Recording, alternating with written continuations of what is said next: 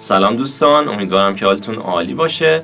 امروز میخوام در مورد گرم کردن دستامون قبل از شروع نوازندگی گیتار باهاتون صحبت کنم.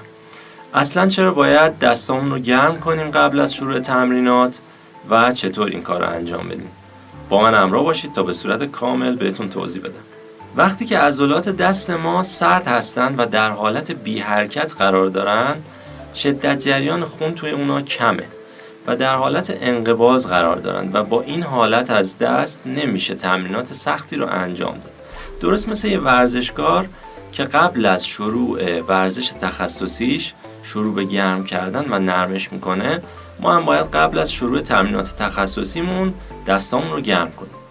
علاوه بر دلایلی که گفتم که مربوط به بخش فیزیکی گرم کردن بود، باید بخش ذهنی و روانی اون رو هم مورد توجه قرار بدیم. وقتی ما قبل از شروع تمرین کردن دستامون رو گرم میکنیم، در واقع داریم درصد خطا و سختی تمریناتمون رو کاهش میدیم و با این کار باعث بالا رفتن اعتماد به نفسمون میشیم و حس بهتری نسبت به نوازندگیمون خواهیم داشت. خب حالا بریم سراغ نحوه صحیح گرم کردن قبل از شروع تمرینات. سوالی که همیشه پیش میاد، آیا شروع گرم کردن با نواختن یه قطعه ساده که از قبل بلدیم امکان پذیره؟ باید بگم که خیر، چون نواختن یک قطعه ساده فقط بخش کمی از عضلات دست رو درگیر میکنه و نهایتاً 20 تا 30% توی گرم کردن دست به ما کمک میکنه. اولین نکته‌ای که باید بهش توجه کنیم دمای محیط تمرین ماه. مثلا اگر در فصل زمستان هستیم، باید قبل از شروع تمرین به لحاظ دمایی دستمون رو گرم کنیم، حالا با وسایل گرمایشی مثل بخاری، هیتر و یا با مالش و ماساژ دست هم. خب اول از همه مالش کف دست و پشت دست هست که به مدت 30 تا 50 ثانیه اینو انجام میدیم. به این صورت که خیلی ساده است. کف دو دست رو به هم دیگه ماساژ میدیم و این باعث افزایش گردش خون و افزایش دمای دست ما میشه که میتونیم به پشت دست هم این کار رو انجام بدیم.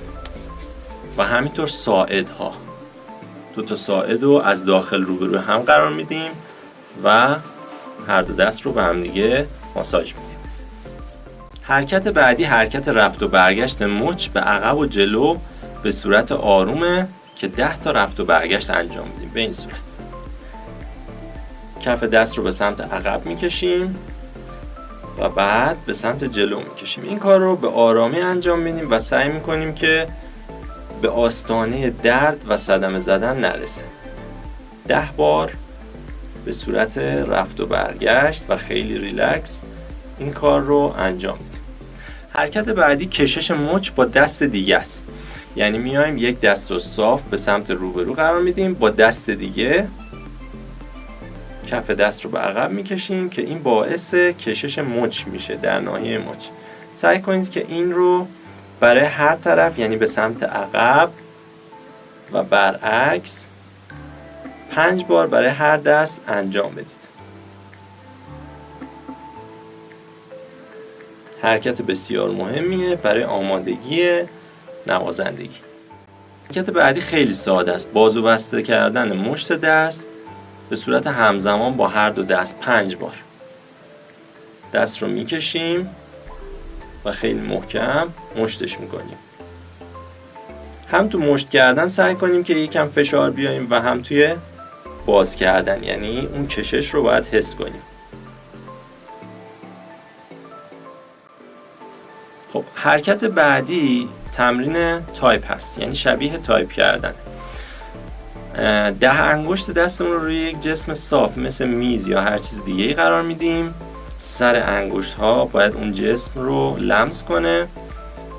دستمون خیلی صاف یا خیلی گرد نیست، خیلی ریلکس قرار میدیم و سعی میکنیم که به صورت رندوم هر انگشت رو بالا و پایین بیاریم بدون اینکه انگشت‌های دیگه تکون بخورن. به این صورت این کار رو انجام میدیم به مدت 40 ثانیه که برای بعضی از انگشت‌ها یکم سخته، مثل انگشت A یا انگشت X. حرکت بعدی فشردن دست با یک جسم نرمه که میتونه حالا این جسم این وسیله‌ای باشه که مخصوص گیتاریست هاست و برای گیتاریست ها تولید شده که 4 تا در واقع دکمه یا شاسی داره که اینا فنر دارن و میشه اینها رو فشرد. به این صورت توی دست قرار میدیم و هر انگشت رو به صورت جداگونه فشار میدیم و تمرین میکنیم که حالا خیلی مهم نیست از این وسیله استفاده کنید. میتونید از یک توپ ابری در واقع سایز مشتتون تقریبا انقدری استفاده کنید یا از حلقه های لاستیکی که تو بازار هستن که البته باید حلقه های خیلی نرمش باشه و خیلی سفت نباشه اون حلقه. حرکت بعدی کشیدن تک تک انگشت ها به آرامی هست. این حرکت رو باید خیلی با احتیاط انجام بدید. سعی نکنید که با این حرکت صدمه یا دردی وارد بشه. به این صورت دست رو صاف قرار میدیم، انگشت ها رو میکشیم و سعی میکنیم هر انگشت رو دونه دونه و خیلی آروم به سمت عقب بکشیم و بعد انگشت بعدی.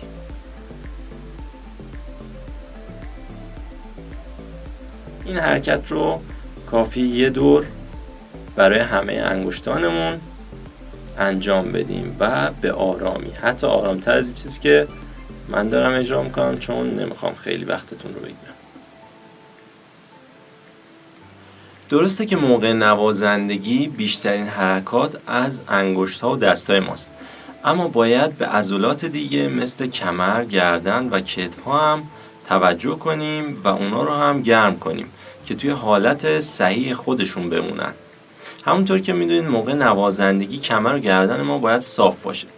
اینجا بهتون حرکاتی آموزش میدم که به این عضلات یادآوری کنید که باید صاف بمونن. اولین حرکت فشار گردن به روبرو، عقب، چپ و راسته که هر کدوم رو 5 ثانیه انجام میدید که خیلی ساده است. به این صورت هر دو دست رو به روی پیشونی قرار میدیم و پیشونی رو به سمت دست فشار میدیم.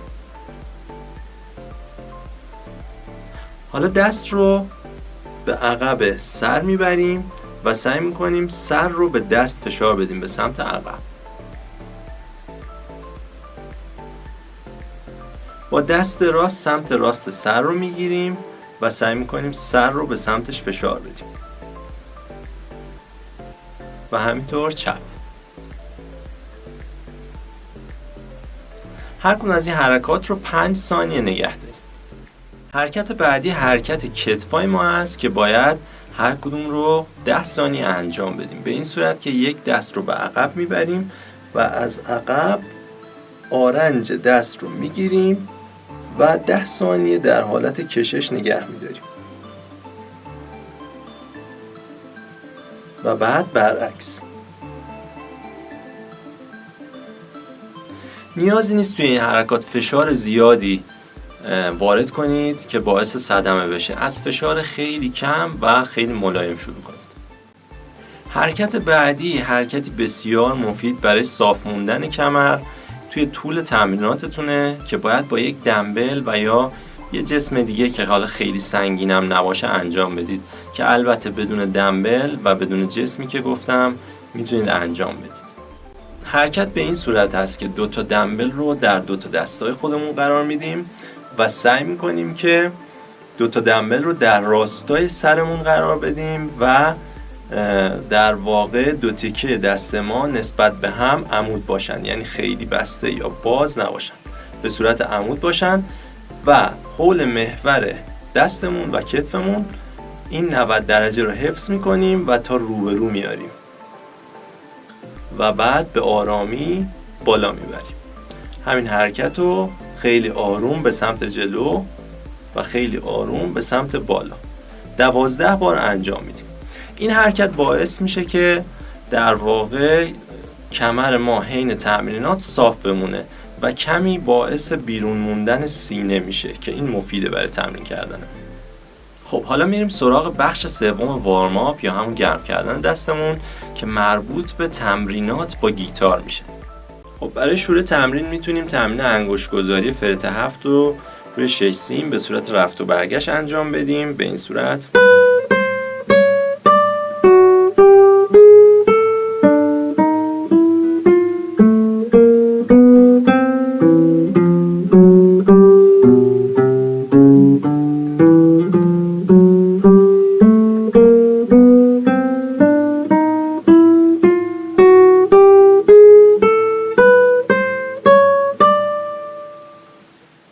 بعد از اون میتونیم به صورت میوت آرپژ هایی که بلدیم و یا پیکادو ها رو تمرین کنیم. برای پیکادو مثلا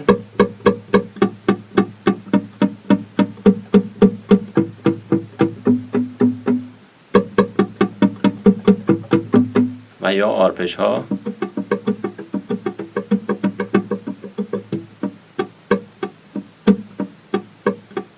حالا چرا به صورت میوت تمرین کنیم؟ در واقع با میوت کردن شما دارید صدا رو حذف میکنین و تمرکز بیشتری روی حرکت انگشت ها و تاچ اونا خواهید داشت.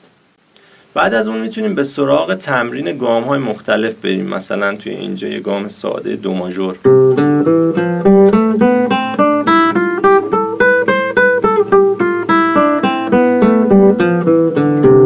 و یا حالت های دیگرش.